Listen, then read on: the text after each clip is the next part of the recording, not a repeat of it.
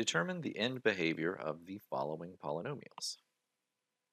Well, to determine end behavior, it's helpful to think in terms of whether or not a polynomial is even degree or odd degree. If it's even degree, it's going to look something like a parabola. So it's either going to look like a parabola facing upward or a parabola that's facing downward. Right? And it all comes down to the value of a, which is the leading term coefficient. If that leading term coefficient is greater than 0, it's facing upward. If that leading term coefficient is less than 0, it's facing downward.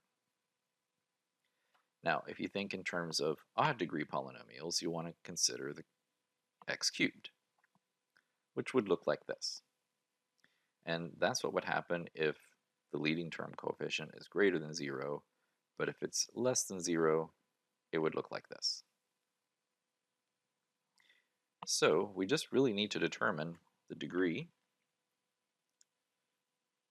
and the leading term coefficient for each of these polynomials. So the degree is 5, which is odd.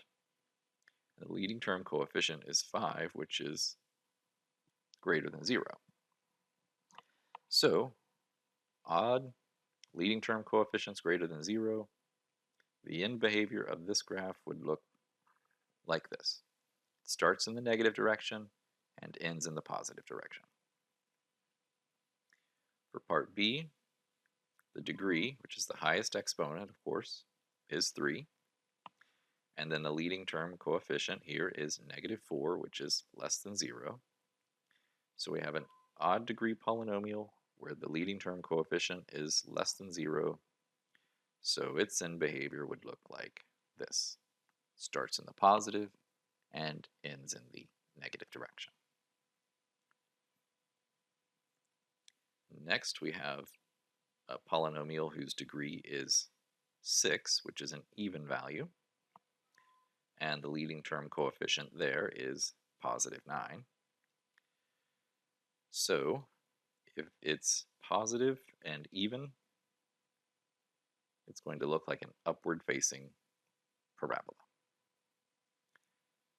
And lastly, the degree here is on this term, so these are just a bit out of order, but that's okay.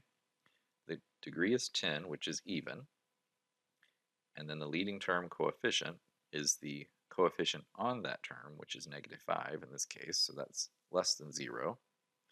So it's just going to look like a parabola facing downward.